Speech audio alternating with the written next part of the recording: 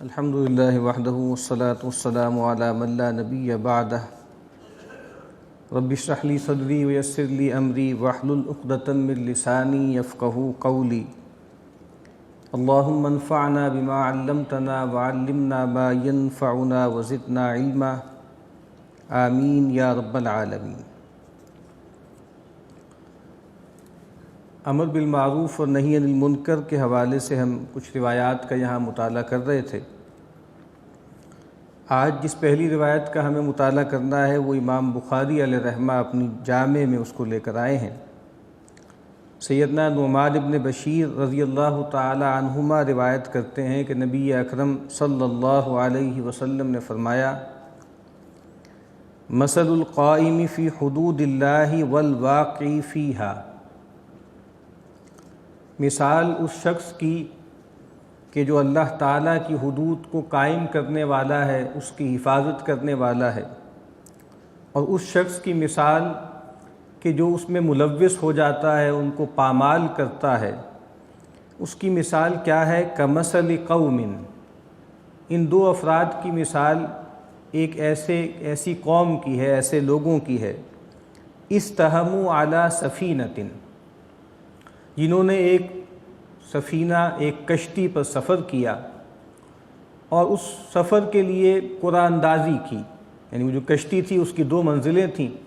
ایک اس کی نچلی منزل تھی اور ایک بالائی منزل تھی جو عرشے پر ہوتی ہے، تو انہوں نے قرآن اندازی کی۔ فصار بعضهم اعلاها وبعضهم اسفلها،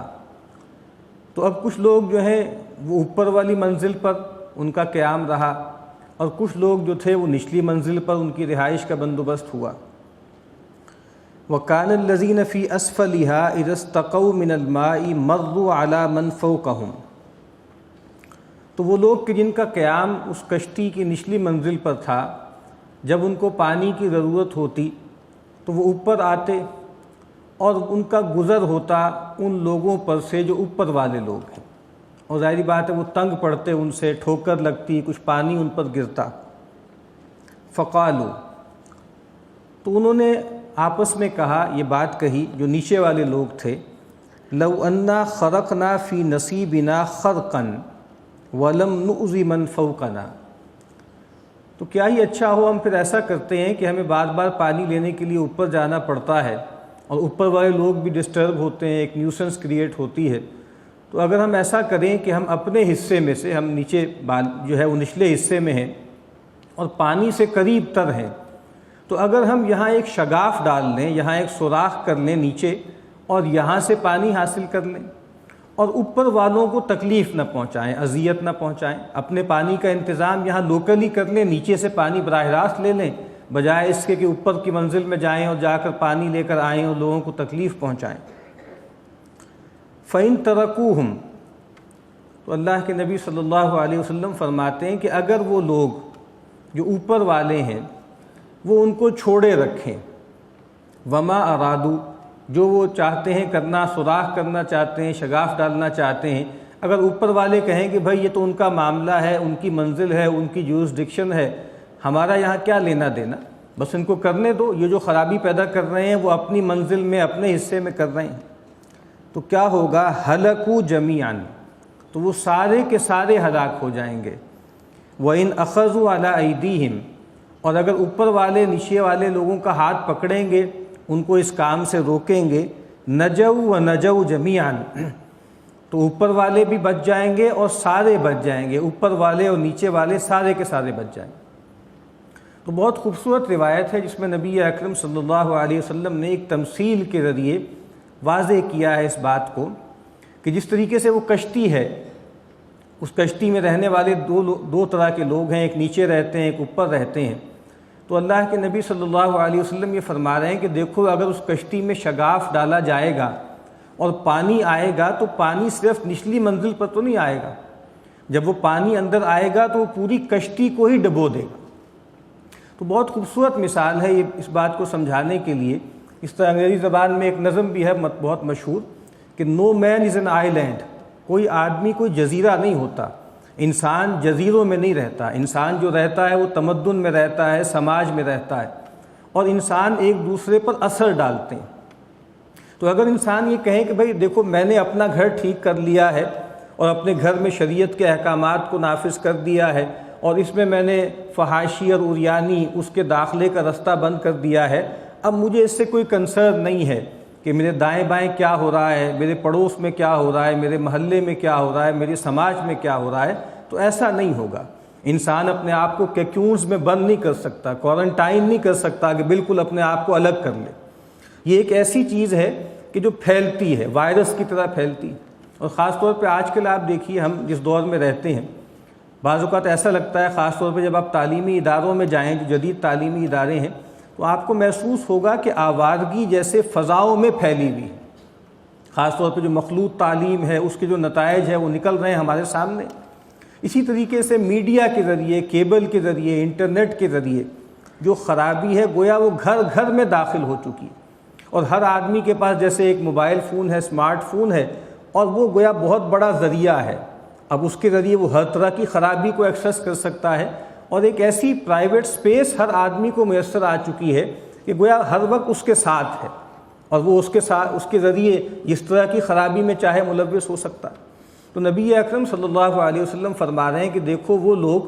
کہ جو اللہ کی حدود میں ملوث ہو جاتے ہیں، اللہ کی حدود کو توڑنے لگتے ہیں، جو اللہ تعالیٰ نے جن چیزوں سے روکا ہے، منع کیا ہے، اس میں جا پڑتے ہیں، اور وہ لوگ کہ جو اس پر قائم رہتے ہیں، ان میں فرق یہی ہے کہ جو قائم رہنے والے ہیں وہ صرف یہ نہیں ہے کہ اپنی ذات تک اکتفا کرتے ہیں، اپنی زندگی کو دیکھتے ہیں، اپنے آپ کو دیکھتے ہیں، بلکہ اپنے ارد گرد کے سماج کو بھی دیکھتے ہیں۔ تو مطلب یہ ہے کہ جب کشتی ڈوبے گی تو سب لوگ ڈوب جائیں گے۔ تو اسی طریقے سے اگر کوئی خرابی کسی سماج میں بہت پھیل جائے گی، وبا کی طرح عام ہو جائے گی، تو پھر ایسا نہیں ہوگا کہ لوگ بچ جائیں گے، لوگ اپنے آپ کو بالکل محصور کر لیں اور اپنے آپ کو بچا لیں۔ تو اس روایت میں نبی اکرم صلی اللہ علیہ وسلم نے فرمایا ہے کہ نجات کی راہ یہی ہے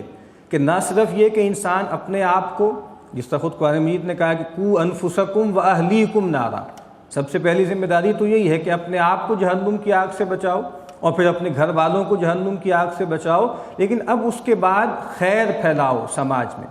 اور اگر خرابیاں پیدا ہوتی ہیں، برائیاں پیدا ہوتی ہیں معاشرے میں، تو ان کو روکنے کی کوشش کرو، ورنہ ظاہری بات ہے کہ جب خرابی پھیل جائے گی، عام ہو جائے گی، تو جب اللہ کا عذاب آئے گا یا اللہ کی طرف سے پکڑ آئے گی، تو پھر اس کی لپیٹ میں صرف وہ لوگ نہیں آئیں گے کہ جو اس خرابی کے ارتکاب کرنے والے ہیں، بلکہ وہ لوگ بھی آ جائیں گے جو اس خرابی کو دیکھ رہے تھے اور روکنے پر قادر بھی تھے، لیکن اس کے باوجود انہوں نے روکنے کی کوشش نہیں کی۔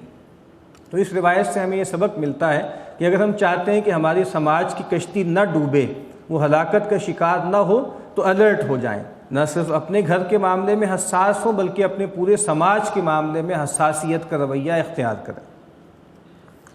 ان ام المؤمنین ام سلمہ ہند بنت ابی امیہ حذیفہ رضی اللہ تعالی عنہ عن النبی صلی اللہ علیہ وسلم انہ قال انہ یستعمل علیکم امراء فتعرفون وتنکرون۔ نبی اکرم صلی اللہ علیہ وسلم نے فرمایا، یہ صحیح مسلم کی روایت ہے، کہ بے شک تم پر ایسے لوگ عامل بن جائیں گے، ایسے لوگ حکمران بنا دیے جائیں گے، فتعرفون وتنکرون، ان کی کچھ باتیں تمہاری جانی پہچانی ہوں گی، معروف ہوں گی، شریعت کے مطابق ہوں گی، اور کچھ چیزیں ایسی ہوں گی کہ جو نکارت والی ہوں گی، منکرات والی ہوں گی، قرآن و سنت کے منافی ہوں گی۔ ظاہری بات ہے کہ نبی اکرم صلی اللہ علیہ وسلم کا جو دور تھا اور آپ کے بعد جو خلفائے راشدین ہیں، جن کے بارے میں اللہ کے نبی صلی اللہ علیہ وسلم نے فرمایا نا کہ وہ نبوت ہوگی اعلیٰ منہاج النبوہ، نبوت ہی کے منہاج پہ جو ہے وہ خلافت ہوگی۔ تو ظاہر بات ہے جب تک صحابہ کرام کا دور تھا، خلفائے راشدین کا دور تھا، تو خیر غالب تھا، اور خاص طور پہ حکمرانوں کے ہاں تو خیر ہی خیر تھا۔ لیکن آپ پیشگوئی فرما رہے ہیں کہ عنقریب ایسا وقت آئے گا کہ تم پر ایسے حکمران آ جائیں گے کہ جو کچھ اچھے کام کریں گے، کچھ برے کام کریں گے، رلے ملے ہوں گے ان کے معاملات، جس طرح خود قرآن مجید نے کہا ہے کہ خلطوا عملا صالحا وآخر سیئا، کہ کچھ اچھے کام بھی کریں گے، نیک کام بھی کریں گے، اور کچھ برے کام بھی کریں گے، برائیوں کی باتیں بھی کریں گے۔ تو کہا کہ جب ایسی صورتحال پیدا ہو جائے، فمن کرہ فقد برئ، تو کہا کہ جس نے اس کو ناگوار سمجھا، جس کے اندر ان کے احکامات، ان کی حرکتوں کے حوالے سے کراہت کا رویہ ہے تو اس نے اپنے آپ کو بری کروا لیا۔ اس طرح ہم پیچھے پڑ چکے ہیں کہ کم سے کم سطح کیا ہے، وہ چیز کیا ہے کہ جس کی وجہ سے انسان کم سے کم ایمان کا درجہ جو ہے وہ برقرار رکھ سکتا ہے، وہ یہ ہے نہی عن المنکر بالقلب، کہ آدمی دل سے کسی چیز کو برا جانے، کسی برائی کو دیکھ کر دل میں کڑن پیدا ہو، دل میں ایک تکلیف پیدا ہو، اور آدمی یہ چاہے کہ یہ برائی ختم ہو، اور آدمی اس جگہ پر اپنی پریزنس کو گوارا نہ کرے۔ تو کہا کہ جس نے حکمرانوں کی ان حرکتوں کو، ان سرکشیوں کو دیکھا اور اس نے ان کو ناگوار سمجھا، وہ اس کو بری لگی، تو کہا کہ اس نے اپنے آپ کو بری کر لیا۔ وَمَنْ أَنْكَرَ فَقَدْ سَلِمَ،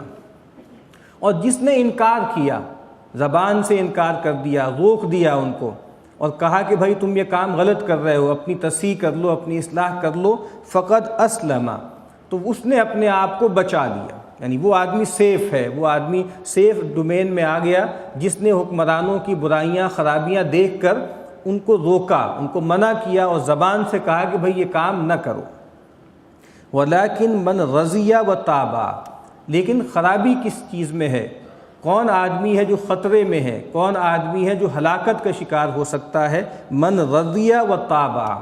جو راضی ہو گیا اس پر اور جس نے اس کی پیروی شروع کر دی۔ اب اس میں بھی دونوں درجے ہیں۔ ایک درجہ تو یہ ہے کہ آدمی پوری طرح ان کا ساتھ دینے لگے، جو حکمرانوں کی سرکشیاں ہیں، جو حکمرانوں کی خرابیاں ہیں، پوری طرح ان کا دست و بازو بن جائے اور ان کا پیرو بن جائے اور ان کو سپورٹ کرنے لگے۔ اور دوسرا درجہ یہ ہے کہ بہرحال آل آؤٹ انسان سپورٹ تو نہیں کر رہا، ان کا ساتھ تو نہیں دے رہا، لیکن بہرحال راضی ہے، اس پر خوش ہے کہ ٹھیک ہے یہ کام صحیح ہو رہے ہیں، چاہے ہم اس کا ساتھ دیں یا نہ دیں۔ تو کہا کہ کون لوگ ہیں جو خرابی کے دور میں، خراب حکمرانوں کے دور میں، وہ حکمران کو جو منکرات کے میں ملوث ہیں، جو منکرات کی طرف دعوت دے رہے ہیں، بچیں گے وہی لوگ کہ جو ایک تو یہ ہے کہ کراہت رکھیں اس سے، تو کہا کہ اللہ کے نبی نے فرمایا کہ فقط بریہ، وہ اپنے آپ کو بری کر لیں گے، اور اس سے آگے کا درجہ کیا ہے کہ انکار کریں،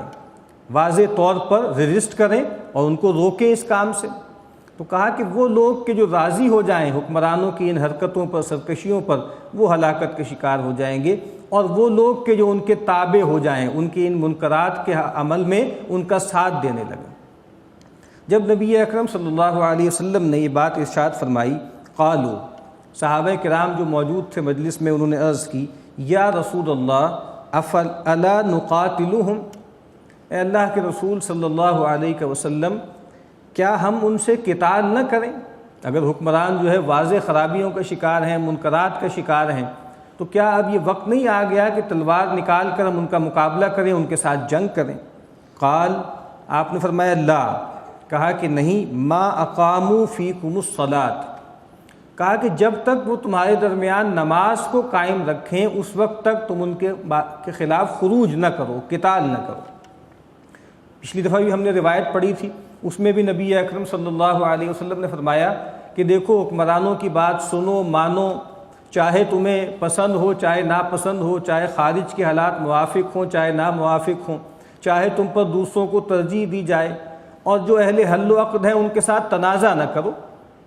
ہاں حق بات کہو جہاں کہیں بھی تم ہو، جس طرح یہاں فرمایا جس نے انکار کیا وہ شخص ہے جو بچ گیا، جس نے اپنے آپ کو سلامتی میں ڈال دیا۔ تو وہاں پر بھی فرمایا کہ الا ان تروا کفرا بواحا عندکم فیہ من اللہ برہان، سوائے اس کے کہ تم دیکھو کوئی واضح کفر، کھلا کفر، جس کے بارے میں تمہارے پاس اللہ کی طرف سے واضح دلیل ہو۔ تو یہاں بھی فرمایا کہ دیکھو اگر حکمران خرابی کا شکار بھی ہو رہے ہیں تو بہرحال اطاعت کرو، سم و طاعت کا رویہ اختیار کرو، جب تک وہ نماز کا قیام کیے رکھیں، جب تک وہ اقامت صلاۃ جو ہے اس کے نظام کو جاری رکھیں، کیونکہ حالات ظاہری بات ہے کہ جب قتال شروع ہو جاتا ہے، خانہ جنگی شروع ہو جاتی ہے تو انارکی پھیل جاتی ہے، اور اس کی خرابی بہت زیادہ بڑی ہوئی ہے۔ اسی لیے نبی اکرم صلی اللہ علیہ وسلم نے بہت فتنوں کے دور کے بارے میں فرمایا کہ دیکھو حکمران کے ساتھ جڑے رہنا، مسلمانوں کے امام کے ساتھ لگے رہنا، اور ایک روایت میں فرمایا کہ اگرچہ ضرب ظہرک و اکل مالک، چاہے وہ اپنی ذات میں ظالم ہو، وہ تمہارا مال کھا لے، وہ تمہاری پیٹھ پہ کوڑے برسائے، لیکن بہرحال فتنے کے دور میں انارکی نہ پھیلانا، خانہ جنگی کا شکار نہ ہونا، بلکہ جو بھی حکمران ہے اس کے ساتھ اپنے آپ کو روک کر رکھنا، تھام کر رکھنا۔ اور ظاہری بات ہے یہ ایک ایسی چیز ہے کہ جس کو سمجھنا کم از کم ہمارے اس دور میں مشکل نہیں ہے۔ مسلمانوں کے حکمران ہیں، بہت سی ان میں خرابیاں ہیں، بہت سی کوتاہیاں ہیں، لیکن آپ دیکھتے ہیں کہ جن جن ممالک میں معاملہ یہ ہوا کہ وہاں کے حکمرانوں کو چاہے کتنے ہی ظالم و جابر تھے وہ، جب وہاں سے ان کو ہٹایا گیا، اس کے بعد پھر خانہ جنگی پیدا ہو گئی اور قبائلیت سامنے آ گئی اور لوگ گروہوں کا جو ہے وہ تقسیم ہو گئے، تو پھر جو خرابی پیدا ہوئی ہے تو کچھ بھی نہیں بچتا۔ عراق کی مثال ہمارے سامنے ہے، لیبیا کی مثال ہمارے سامنے ہے، اب خود یمن میں جو کچھ ہو رہا ہے وہ ہمارے سامنے۔ تو کہا کہ دیکھو ان کو روکنا ہے، ان کو منع کرنا ہے، لیکن انارکی سے بچنا ہے۔ تو یہاں بھی جب نبی اکرم صلی اللہ علیہ وسلم سے پوچھا گیا کہ اللہ کے نبی کیا ہم ان سے قتال نہ کریں، تو کہا کہ نہیں، جب تک وہ تمہارے درمیان نماز کا نظام قائم کیے ہوئے ہیں ان کے ساتھ قتال نہ کرنا۔ ایک اور روایت پڑھ لیتے ہیں۔ سیدنا عبداللہ ابن عباس رضی اللہ تعالی عنہما روایت کرتے ہیں ان رسول اللہ صلی اللہ علیہ وسلم رأى خاتما من ذهب فی ید رجل، رسول اللہ صلی اللہ علیہ وسلم نے ایک شخص کے ہاتھ میں، ایک مرد کے ہاتھ میں، اس کی انگلی میں سونے کی انگوٹھی دیکھی۔ فنزعہ فطرحہ، تو رسول اللہ صلی اللہ علیہ وسلم نے غضب میں آ کر وہ انگلی جو ہے انگوٹھی اس کی انگلی سے کھینچی اور پھینک دی۔ وقال، اور آپ نے فرمایا یعمد احدکم الی جمرۃ من نار فیجعلها فی یدہ، تم میں سے کوئی شخص یہ ارادہ کرتا ہے، اتنا جری ہو گیا ہے کہ آگ کا ایک انگارہ لے اور اس کو اپنے ہاتھ میں ڈال لے۔ یعنی نبی اکرم صلی اللہ علیہ وسلم نے فرمایا ہے کہ سونا اور ریشم اس امت کے مردوں کے لیے حرام ہے، عورتوں کے لیے جائز ہے، تو سونا پہننا جو ہے وہ مردوں کے لیے حلال نہیں ہے۔ تو نبی اکرم صلی اللہ علیہ وسلم نے ایک صاحب کو دیکھا کہ انہوں نے سونے کی انگوٹھی پہنی ہوئی ہے، تو آپ نے فرمایا کیا تم میں سے کوئی شخص یہ چاہتا ہے کہ ایک جہنم کا انگارہ لے اور اس کو اپنے ہاتھ میں ڈال لے؟ تو گویا سونے کی انگوٹھی پہننا مردوں کے لیے ایسے ہی ہے جیسے جہنم کا کوئلہ جو ہے اپنے ہاتھ میں پکڑنا، اپنے ہاتھ میں دھرنا۔ لیکن آج ہم دیکھتے ہیں کہ یہ بات عام ہو چکی ہے کہ مرد جو ہیں ان کی گویا پوری ایک رینج ہے جیولری کی، اور سونا اور چاندی، سونا وہ پہنتے ہیں، سونے کی جو ہے انگوٹھیاں بھی پہنتے ہیں، باقی چیزیں ہی پہنتے ہیں۔ لیکن نبی اکرم صلی اللہ علیہ وسلم نے اتنی سختی کی ہے، اور یہ بات ٹھیک ہے کہ ویسے تو امر بالمعروف اور نہی عن المنکر میں رفق کا، نرمی کا معاملہ کرنا چاہیے، لیکن ایٹ ٹائم سختی کی بھی ضرورت ہے۔ اور خود نبی اکرم صلی اللہ علیہ وسلم کا مزاج مبارک بہت ہی رحمت اور رافت والا تھا، لیکن جہاں آپ نے بہت سختی فرمائی اور سختی سے وہ جو ہے وہ انگوٹھی کھینچ کے پھینک دی۔ فقیل للرجل بعدما ذهب رسول اللہ صلی اللہ علیہ وسلم، تو جب رسول اللہ صلی اللہ علیہ وسلم تشریف لے گئے تو ان صاحب سے جن کی انگوٹھی اٹھا کے پھینک دی گئی تھی ان سے کہا گیا خذ خاتمک وانتفع بہ، بھئی اپنی انگوٹھی اٹھا لو، اس سے کوئی فائدہ اٹھا لو، یعنی کسی جو ہے اپنی بیویوں میں سے کسی کو دے دو یا اس کو بیچ کے اس سے فائدہ اٹھا لو۔ ظاہری بات ہے وہ اپنی ذات میں حرام تو نہیں ہے نا، وہ تو اصل میں مرد کے استعمال میں آئے تو اس وجہ سے حرام ہے۔ تو کہا کہ بھئی یہ انگوٹھی اٹھا لو، اس سے فائدہ اٹھا لو، اس کو بیچ لو۔ قال، تو ان صاحب نے کہا لا واللہ لا آخذہ ابدا وقد طرحہ رسول اللہ صلی اللہ علیہ وسلم، وہ بھی صاحب ایمان تھے، ان سے کوتاہی ہو گئی تھی، غفلت ہو گئی تھی، لیکن انہوں نے کہا کہ اللہ کی قسم جس چیز کو رسول اللہ صلی اللہ علیہ وسلم نے نکال کر پھینک دیا ہے میں ہرگز اس کو کبھی نہیں اٹھاؤں گا، اب بالکل متروک ہے، میرے لیے حرام ہے کہ میں اس کو اٹھاؤں اور اس سے فائدہ حاصل کروں۔ تو اس میں بھی ہم دیکھتے ہیں کہ نبی اکرم صلی اللہ علیہ وسلم کے سامنے ایک منکر کا ارتکاب ہو رہا تھا اور رسول اللہ صلی اللہ علیہ وسلم نے ہاتھ سے قوت سے اس چیز کو بدل دیا، اس کو ہٹا دیا۔ دعا ہے کہ اللہ تعالی ہمیں بھی منکرات کا مقابلہ کرنے کی توفیق عطا فرمائے۔